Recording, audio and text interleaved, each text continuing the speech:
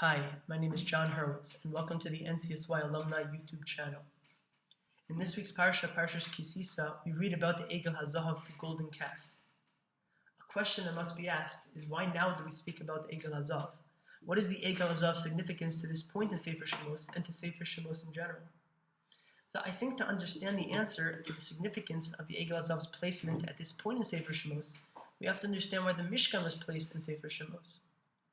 So, the Netziv, in his Akdama, in his preface to Sefer Shemos, records a machlokes, a debate amongst the great Rishonim, the Ramban and the Bahag, as to how to understand Sefer Shemos. The Bahag understands that Sefer Shemos is Chumash Sheni, the second Chumash, while Sefer Vayikra is Torah's Kohanim, not the third Chumash. The Netziv asks, why is it that the Bahag understands that Sefer Shemos is Chumash Sheni, the second Chumash, and yet Sefer Vayikra is not the third Chumash? The Netziv proposes that the Bahag understands that Sefer Shemos is really a continuation of Sefer Bereshis, a continuation of the creation of the world. This is based on the idea that the creation of the world was not complete until the Jews were given the Torah at Har Sinai.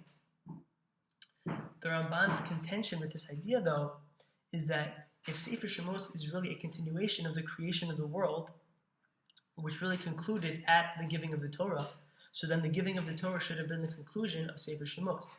But as we know, this giving of the Torah was not the conclusion of Sefer Shemos, and there was the Mishkan written after and the Shkalim. So the Ramban understands that Sefer Shemos is not a continuation of Sefer Bereshis. It's not a continuation of the creation of the world, because then it should have ended with the giving of the Torah. But rather, Sefer Shemos is the Sefer HaGeula, the book of redemption, or the Exodus in English. So the question on the Ramban, though, is, so if this is a book of redemption, we could have just spoken about the leaving of Egypt. Why do we have to speak about the giving of the Torah and the Mishkan and the Egel HaZahav? What's all this doing in Sefer Shemos? So I think we can say for the Ramban understands that the redemption, the idea of redemption, is, it wasn't enough to just leave Egypt. The leaving of Egypt was not the redemption. The redemption was also the giving of the Torah and the Mishkan, because the giving of the Torah was this amazing inspirational experience, and the inspiration wasn't harnessed, it wasn't held on to, there was nothing to hold on to, and that's why we fell to this low level of the Egel HaZahav. The Mishkan was something we could carry with us through and through the desert. So the idea of redemption is, we left Egypt, we got the Torah at this amazing high level, but we fell to such a low level to show that you can have this amazing inspirational experience, but if there's nothing physical to hold on to, we're going to fall to this low level. And that we can't be free Jews living on our own if we don't have something to hold on to. And that's why the Mishkan was there, for something we could carry on with us through the desert. And until we had something we could hold on to, we were not truly redeemed.